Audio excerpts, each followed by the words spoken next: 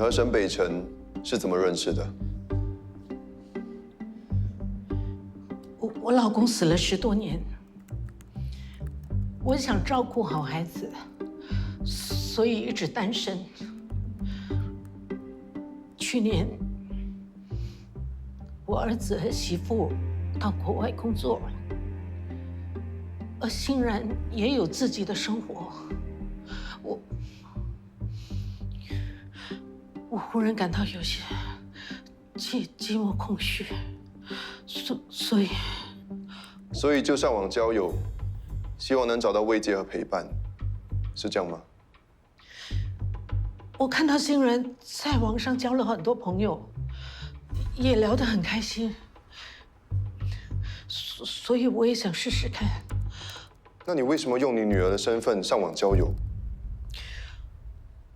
我怕没有人愿意和一个老阿弟聊天。这是一种欺骗的行为。不是的，我从来没有想过要骗任何人。我只是想要找一个人来聊聊天。真的，我真的不知道事情会变成这样的。其实，刚开始认识北辰的时候，我觉得他这个人很单纯。他可以毫无保留地跟我说了很多有关于他的事。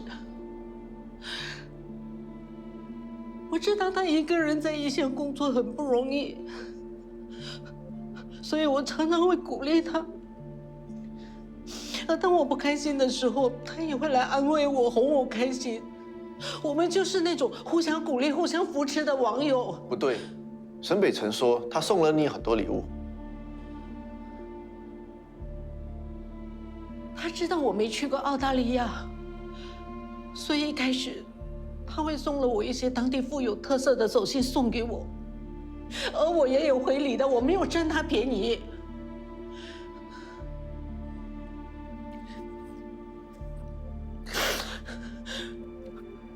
如果我们一开始就保持这样的关系就好了。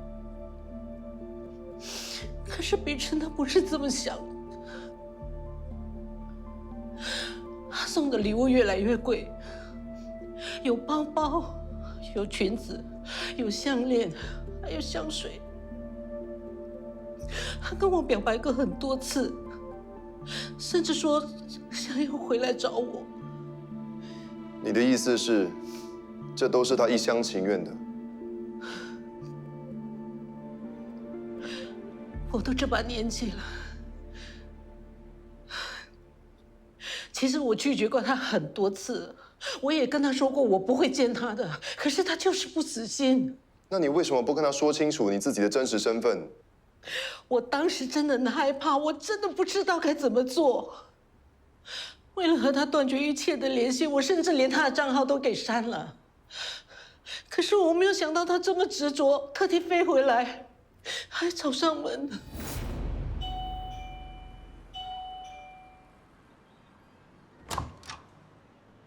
你好，请问戴欣然在吗？我是他朋友。这里没有这个人，你找错了。哎，等一下，门牌号没错呀。我要找的是这个人，他是不是住在这里啊？不认识，不认识。都说这里没这个人啦，你要我说几次啊？沈北辰出现以后，你为什么还是没有告诉戴欣然你盗用了他的身份？如果你早点把事实说出来，悲剧有可能就不会发生了。我当时真的很害怕，不敢跟他说。我只希望北辰他找不到人，能够知难而退，赶快回去澳大利亚，这样就可以当做什么事都没发生过。可是我做梦也没有想到，北辰居然会拿刀砍人。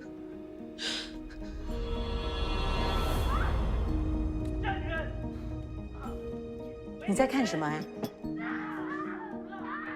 那天的视频已经被迫在网上了，竟然有人留言骂我是渣女，说我欺骗了一个男人的感情，说一定是我让他戴绿帽，活该被追砍，怪我连累别人。你才是受害者啊！他们怎么可以这样说你？现在的人没有同情心，留言完全不顾及别人感受。你不要看啦。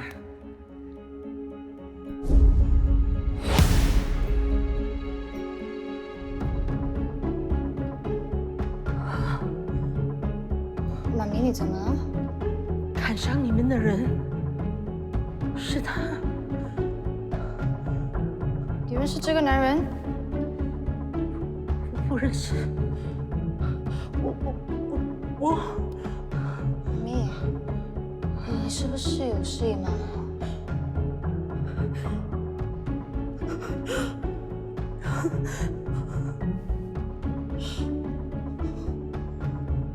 对不起，是妈咪的错，你可以原谅我吗？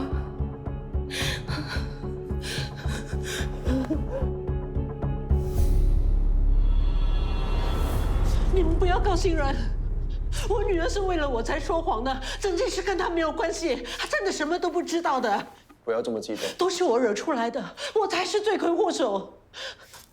欣然他只是想保护我，他不想我被那些网民指责。我求求你们，你们要告我好了。要不要控告你们是检察官的决定，不要太担心，我们会把查到的资料都交给检察官，他会考虑全部的因素，再决定是否起诉。至少我们理清楚了真相。谢谢你的配合。你已经做得很好了，接下来就交给我们。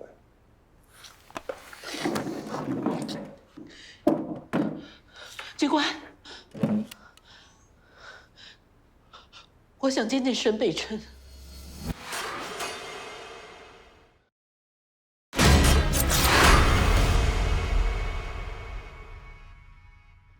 我的目标是6年以下的刑期。可是Julian哥一开始就跟警方说谎，控方一定会攻击这一点，指Julian是想掩盖真相，自首只是因为想好了整套说辞。所以我们要坚持，Julian没有故意伤人的意图，他选择隐瞒是出于慌乱，为了保护Jenna的形象，不是为了掩盖罪行。既然这样，不如别人误杀罪，我们帮Julian争取罪名更轻的鲁莽行为导致他人死亡。如果罪名成立，最高刑罚是5年监禁、罚款或两者兼施。6年前有一个案例，一对表兄弟在祖屋楼下起争执，表弟不慎一拳把表哥打死，被告在鲁莽行为导致他人死亡的罪名下被控，最后判了4年有期徒刑，罚款1万元。可是这么做有点冒险，如果抗辩失败的话，刑期会更重，当事人未必愿意。还不如承认误杀，全力帮他求情。不入虎穴，焉得虎子。如果成功，可以争取到5年以下的刑期。那就这样，我去说服当事人，你们查一查这10年相关的案例，找到打动法官的论点，还有案子。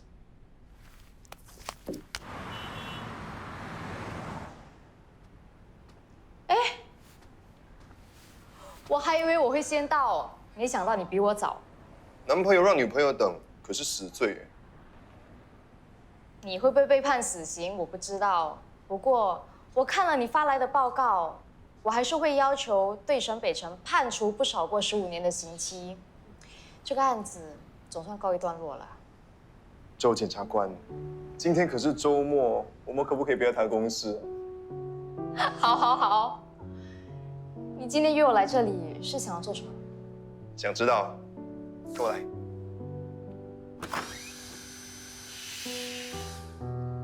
老师好，我们是来学运动协会画的。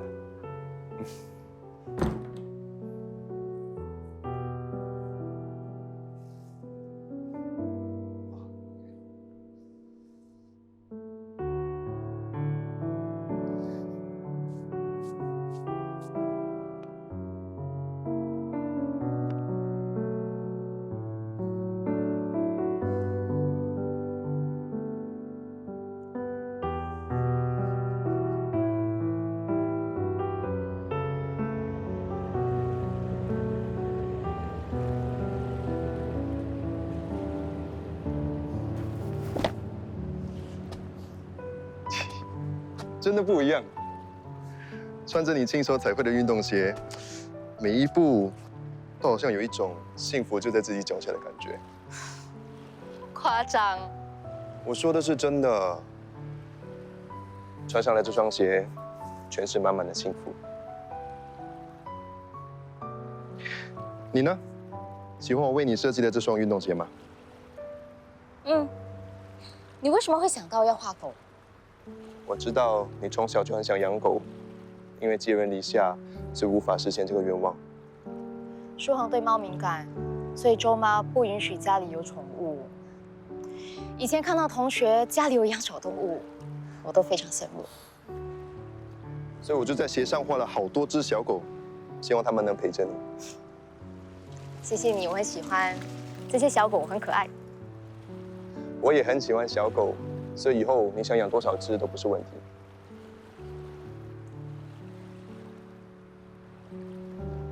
那次办理 Jenna 的案子，很荣幸能和你爸有过接触，能亲眼目睹周大律师的风采，尤其他那股从容不迫的气势，让我大开眼界。你好像很崇拜周爸。不是好像，是真的。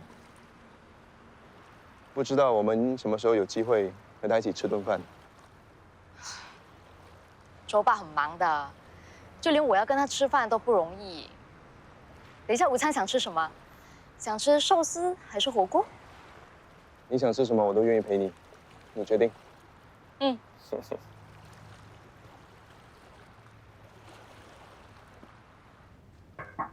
请进。师傅，咖啡。哎，你什么时候成咖啡小妹了？我们好像很久没有一起吃午餐了。我知道有一间不错的 steakhouse， 要不要去试一试？叫我吃饭不是你的真的目的吧？有什么事坐下说。这样都被你看出来，还是师傅最了解我。其实我是有事想跟你商量，希望能得到你的同意和支持。不会是要跳槽吧？哦，还是有了想结婚？的确是有了一个想结婚的目标。啊，哪个小子这么幸运啊？是你儿子舒恒啊。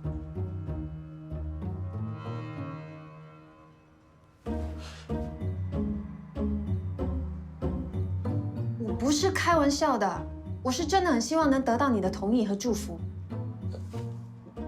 你在超远家工作多少年了？7年多了。辛苦你了，加油！师傅，你那是什么意思？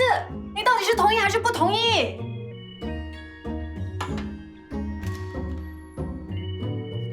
周爸，你回来啦？哎，你吃了吗？要不要一起吃晚餐？哦，好啊。那我们先喝一杯，等一下我去吩咐厅煮几道我爱吃的菜。舒恒回来了吗？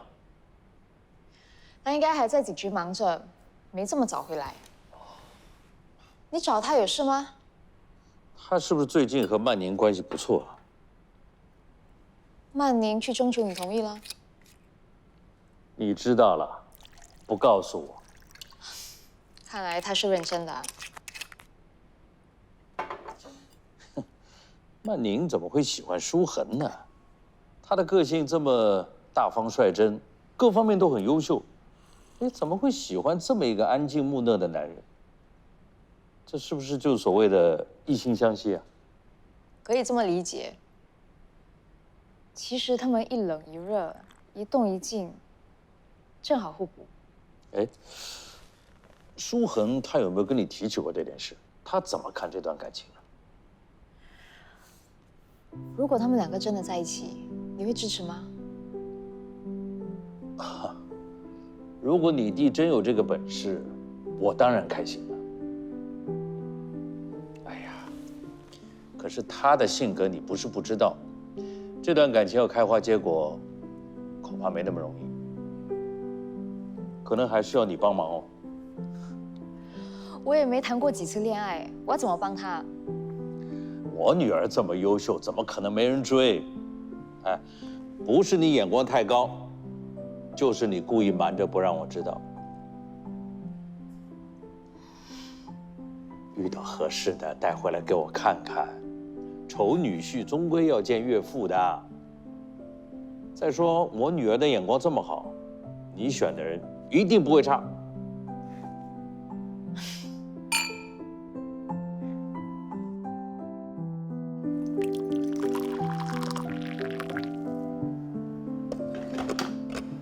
爸，哎，这么迟回啊？最近很忙吧？在忙什么案子啊？一起一死三伤的酒吧殴斗案，有6名男子涉案，正在调查嫌犯背景。你不用跟我说那么详细。啊，原来你真的在忙案子啊！我以为你在忙着谈恋爱呢。我没有，没有，曼宁可不是这么说的。曼宁跟你说了什么？他说你们在谈恋爱，他把你当成结婚的对象啊。我不知道。你不知道什么？哎，没事没事，不用这么紧张。我没有反对你们在一起。曼宁是个好女孩，你要好好对她。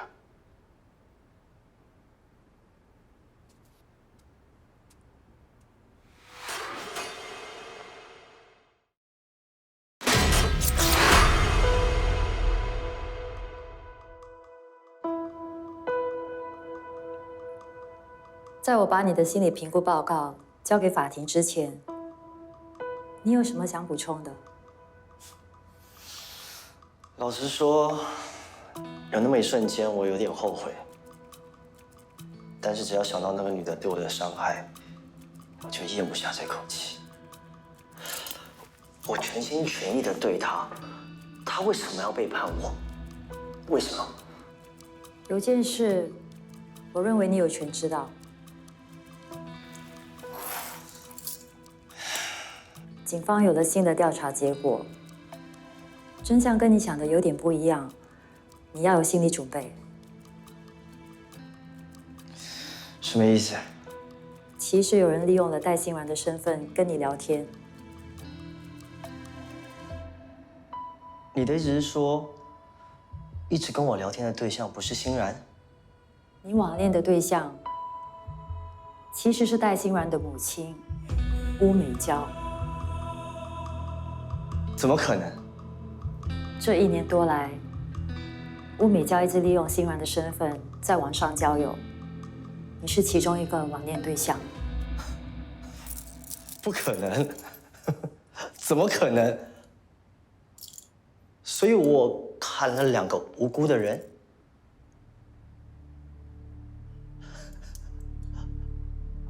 我喜欢上的是别人的妈妈。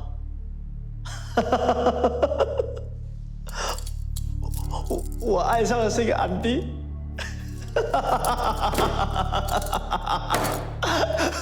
不可能。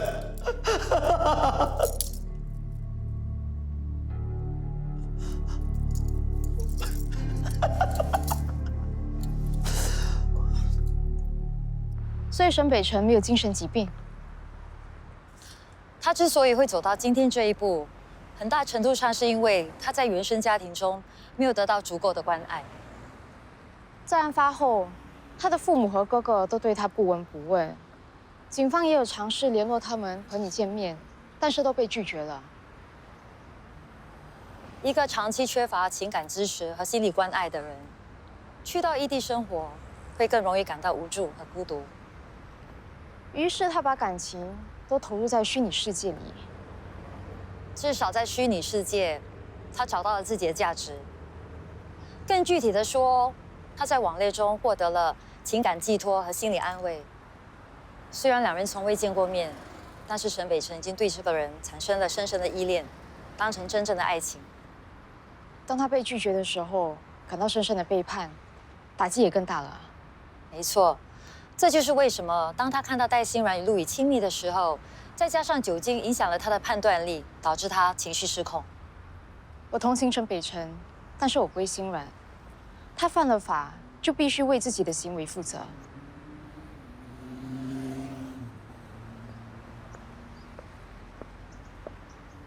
我有一个美国朋友，下星期来这里出差，可是我不知道要送什么给他，你能帮我想一想吗？你这个朋友也是心理医生吗？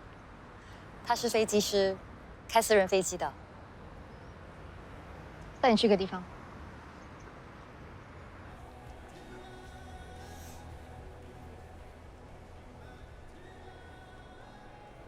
你可以买这些飞行员腕表给他。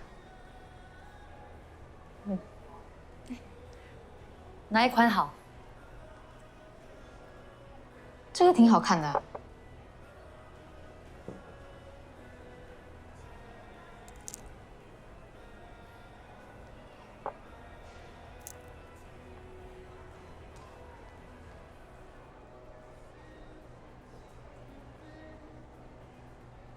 买给男朋友。想要买给舒恒，最近发现他的手表旧了，觉得这款手表挺适合他的。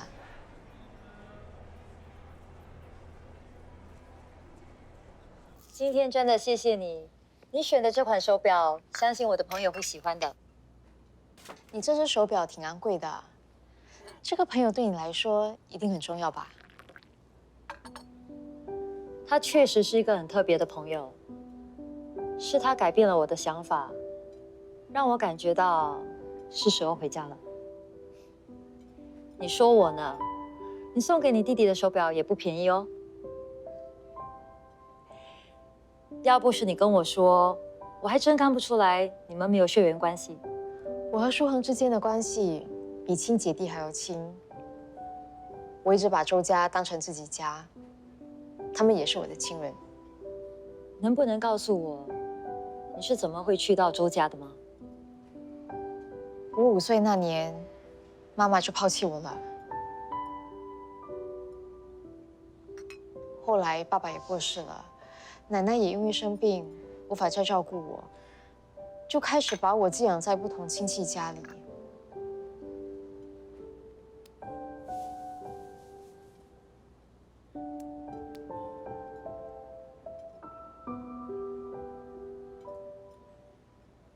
我能留在周家，全是因为舒恒。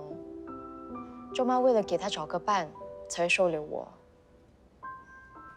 为了更好的和他相处，我努力了解他，与他建立感情。从小学到大学，我们一直在同一所学校，从小形影不离。怪不得你们感情这么好，看得出你弟弟很依赖你。其实我们是互相依靠的啊。舒恒需要我的支持，至于我嘛，有一个弟弟任我使坏，还挺不错的。别介意，我觉得你弟弟有点内向、安静，不喜欢社交。他从小就这样吗？嗯，他从小就这样，而且很理性，不太会表达自己的感情。我好像从来没有看过他大哭大闹。内向的人有时候确实不太容易表达自己的情感，别太担心。原本我和周爸以为他会很难交到女朋友，看来我们的担心是多余的。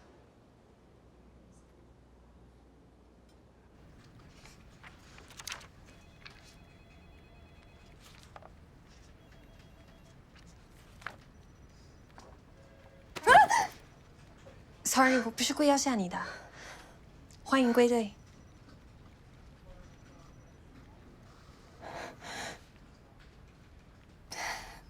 不关你的事，这是我的问题。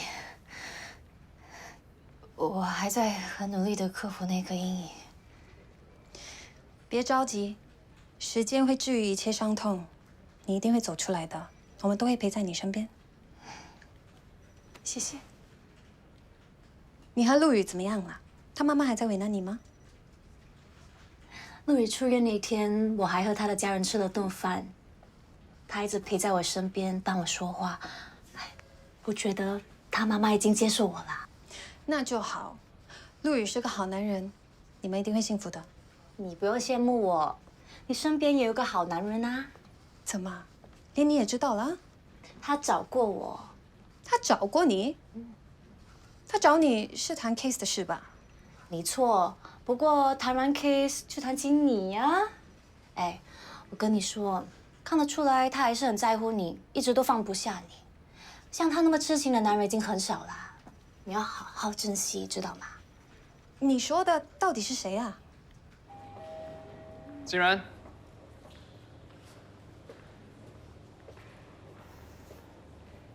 你没事了吧？已经恢复差不多了。那就好。不好意思，要不是我受伤，请了3个星期的病假，原本要给曼宁的惊喜也没办法如期进行。没关系啊，这个周末执行也不迟。花我都已经定好了。Sorry， 计划赶不上变化。曼宁已经有新的目标了，而且是我们老板的儿子，我真的帮不了你了。哎，欣然，曼宁本来就不缺追求者，我早就有心理准备啊。这次不一样，曼宁是那个追求者。江平凡，这么巧，你也刚下班。我警告你，不要再来骚扰欣然，他是不会帮你的。自己的幸福还是要自己争取，我明白的。我说过了，不合我口味的咖啡，我是不会再喝第2次的。我已经不是曾经你喝过的那杯咖啡了，口味会变，人也会变。要不要尝一尝全新的口味？包你喝了还想再喝？难道你看不出我不想给你机会吗？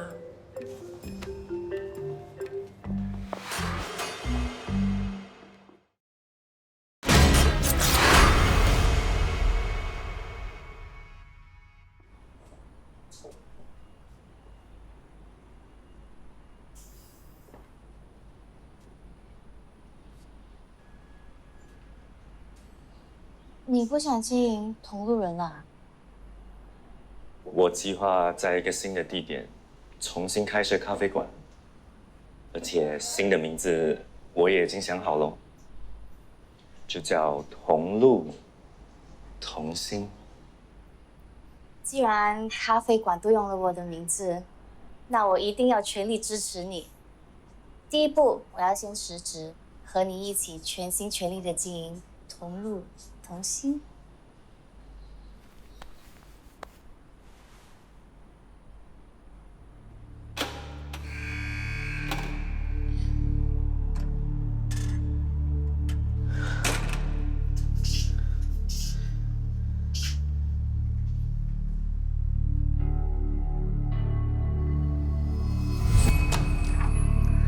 你好，戴欣然在吗？我是他朋友。这里没有这个人，你找错了。全部人都在恭喜他。欣然是我的，为什么他要这样对我？我要见欣然，我要见欣然！让开了，放开了！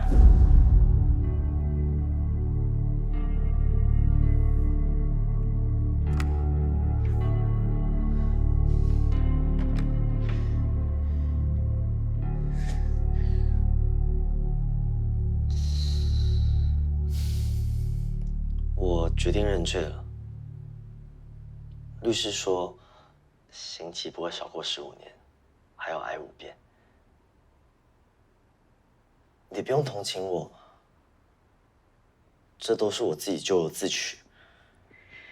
你别这么说，你越这样说，我心里越不好过。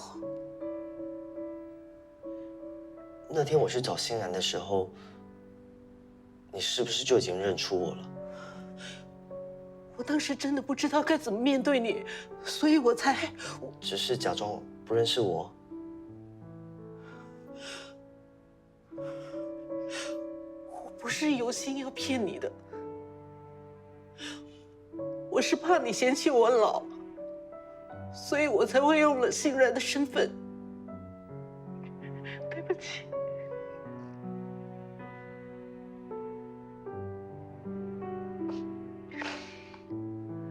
不过我想跟你说，和你聊天是真的很开心。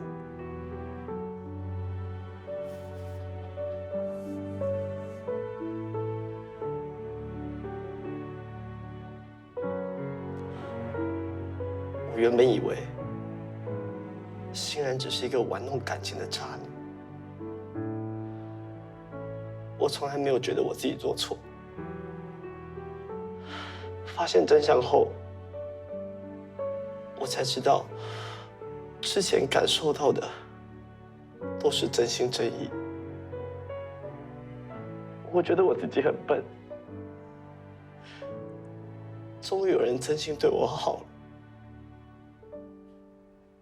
我却搞砸了。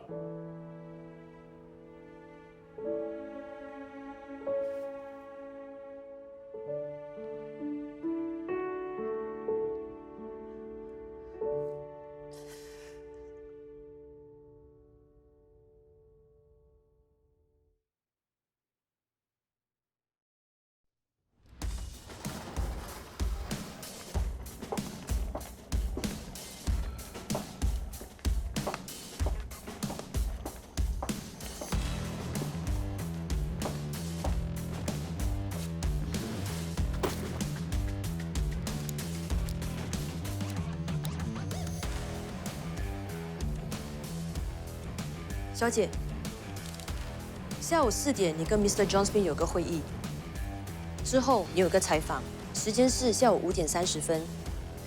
今晚7点你会跟公司的董事会成员共进晚餐。Cancel all my appointments after 6. 可是这些都是大老板安排的。你是他的助理还是我的助理啊？我知道了。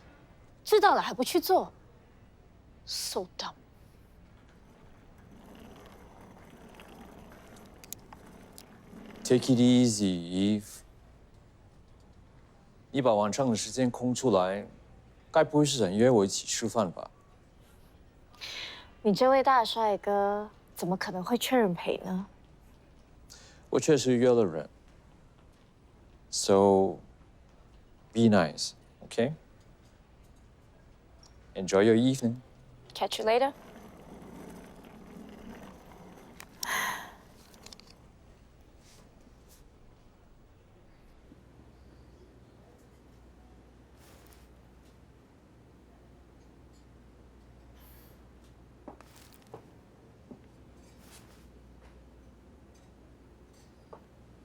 Susan,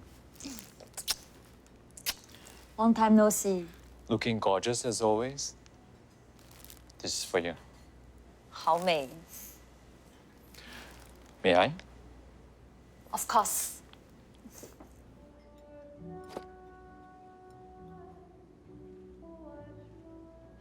你最想念这里的什么？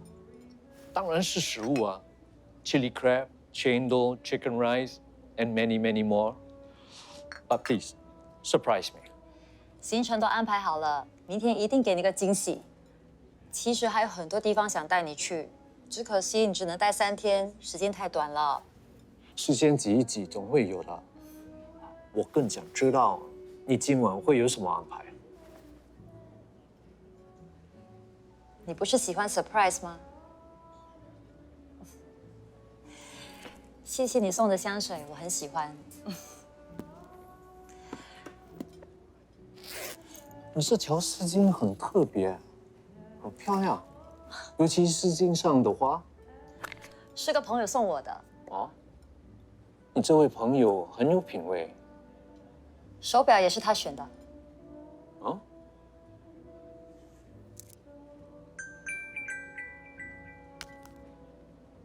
Hello, Hazel. Is everything okay? Slow down, slow down. 好，我马上回来。怎么了？真对不起，我的客人好像出了点事，我得马上回酒店。No worries， 你忙你的。It's on me. Susan。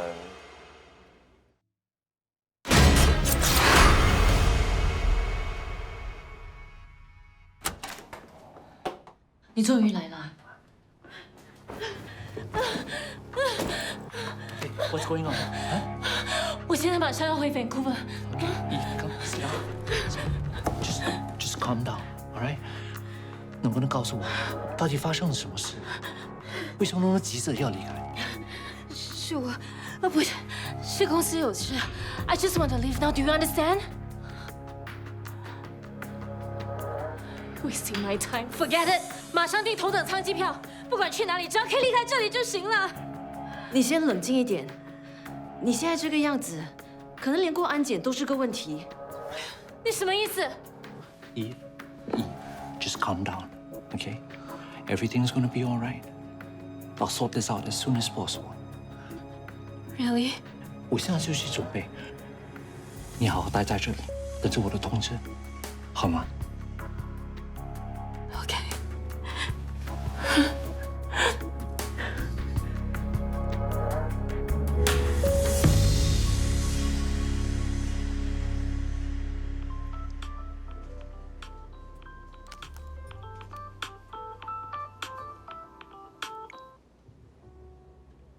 喂，没事吧？ Hey Susan， 很抱歉 ，My client has an urgent issue. We need to head back to Vancouver. 明天约会要取消，很抱歉。我明白，工作嘛，希望一切顺利，期待下一次再见面。真的很抱歉，拜。拜拜。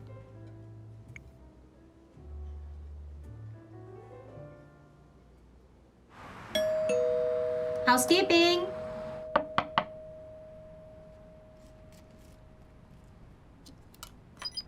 Housekeeping. Housekeeping.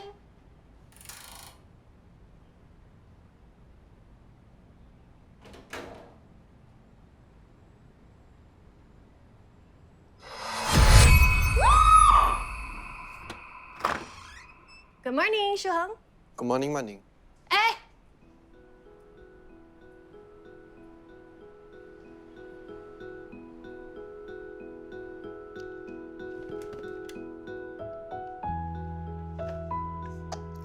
别吃这个了，我听可盈说你喜欢吃纳西了吗？特地买来给你吃，尝尝看好不好吃？谢谢。你等一下要出去吗？我要去书店。我陪你去。哦。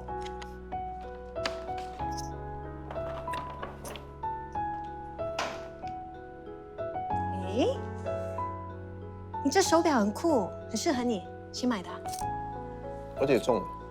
就知道，只有可盈才会有这么好的品味。在讲我坏话吗？我哪敢，未来的 SIL。哇哦，这么快就改口啦！你呀，现在眼里只有我弟弟，跟你做这么多年朋友，从来都没有买过早餐给我吃。怎么可能会少了你的份？未来的 SIL。谢谢，一起吃吧。有命案发生，我得马上出发。在哪里？我送你去。哎，周书恒，你别走这么快。先坐下来一起吃。他一旦投入工作，周围的一切都会视而不见的。是不是已经后悔想当我的 sister-in-law？ 征服珠穆朗玛峰也不是一朝一夕的事，我是不会这么容易就气馁的。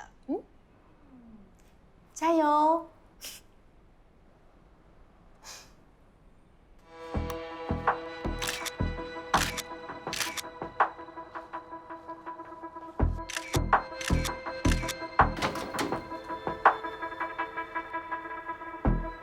！Sir， 这是死者的初步资料。死者是 Ron Kim， 32岁，来自韩国，持有工作准证。房间呢是他登记的，订了2晚。入住时间是昨天下午3点正。从现场的收证，应该是约了情人见面。但是浴室和房里只有男性用品。还有什么发现吗？我认得死者，他就是那家韩式餐厅的服务生。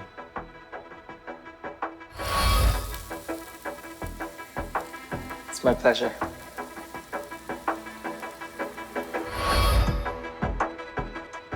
真的是他，这么巧，你们2个都认识？一名试音生怎么有钱订这么豪华的酒店套房啊？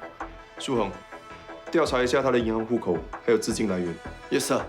根据死者身上的尸斑来看，这里应该就是第一案发现场。估计死亡时间是昨晚9点到1点左右。身上没有明显的外伤，从颈部的勒痕可以初步判断，死因是被勒死。凶器需要进一步的检验才可以确定。谢谢你啊，老德高。就一句谢谢啊，至少应该请一杯奶茶啊。下次一定请。有钱呢，应该是 Ron 的女伴。这是一只限量版耳环，新闻还报道过。名媛 Eve Choi 用200万美金的高价拍的这对耳环。哇，这个 Eve Choi 到底是谁啊？他是加拿大电信公司 One Choi Communications 的 CEO。听说他是个富二代，靠老爸坐在这位子。Sir， 经理已经到了。你就是哥温多酒店的经理哦，是的。你有没有见过这个女人？有啊，她就是 Eve Choi， 昨天刚入住我们的酒店。就是那个房间。不要动，放下，放下。我们在办案，请配合一下。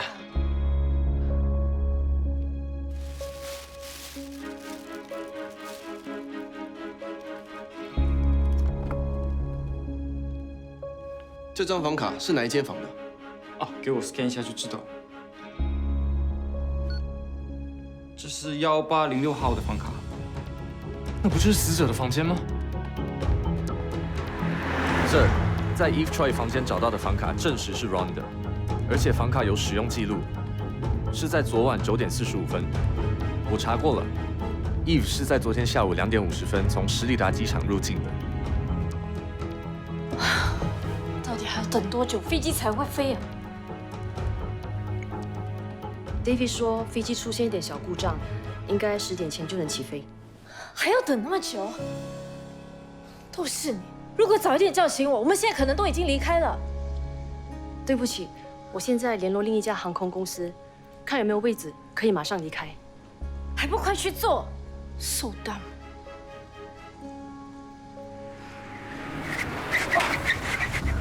大家注意，接到通知 ，Eve 在20分钟前已经办了出境手续，现在应该还在候机室。OK， 我马上通知小姐。David 说可以登机了。